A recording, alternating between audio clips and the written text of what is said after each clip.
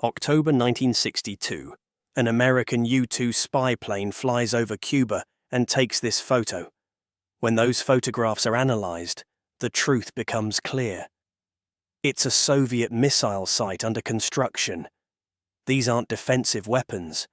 The Soviets are building medium-range nuclear missiles. Missiles like the R-12 capable of carrying nuclear warheads. Launch sites being assembled. Equipment moving into position. Missiles preparing for deployment. Russia is placing nuclear strike capability inside Cuba. Cuba is just 90 miles from the United States. From that distance, these missiles could reach major cities in minutes. New York, Washington, and Miami, all within firing range. Kennedy now faces impossible choices, but he has to respond. His options are slim. He can either launch an airstrike and risk immediate war, invade Cuba and trigger a full-scale conflict, or quarantine Cuba. This is the least aggressive move of the three, and he goes with it. He informs the nation about the missiles in Cuba and his decision to enforce a quarantine on them.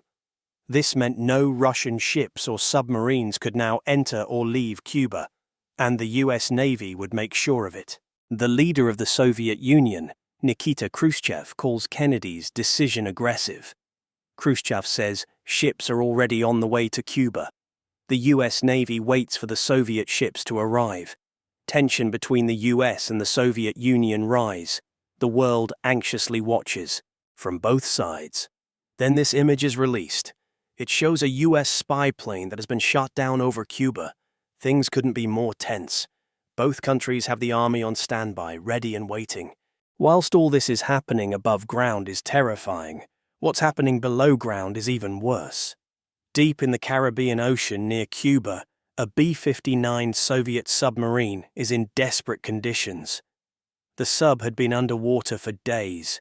The oxygen levels on board are running low, the temperature is extremely hot, and they have lost all communication with Moscow, meaning the crew has no idea how the situation on land is unfolding.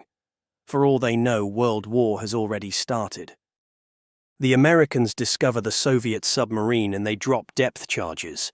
The depth charges are small-sized explosives used to signal to the Soviets that the US knows that the submarine is there and that the Soviets should surface immediately.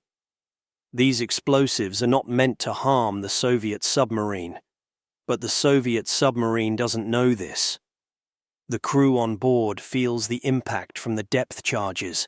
The alarm goes off, and they think the worst.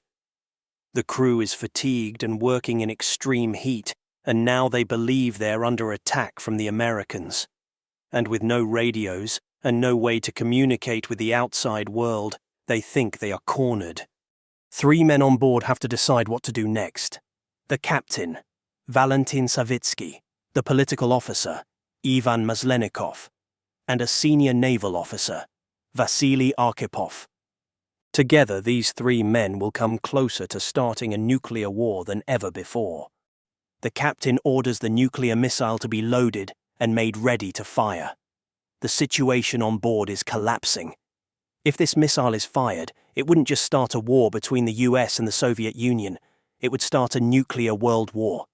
In order for the nuclear missile to be launched, the captain, the political officer, and the senior naval officer all have to agree to launch. The captain gives his approval to fire. The political officer hesitates, but doesn't see any other way out of the attack he thinks him and his crew are under. So he gives his approval to fire. 2 out of the 3 men have said yes to starting a nuclear war. The senior naval officer, Vasily Arkhipov, hesitates. They haven't heard from Moscow. No confirmed orders. No proof that war has actually begun. Just explosions and assumptions.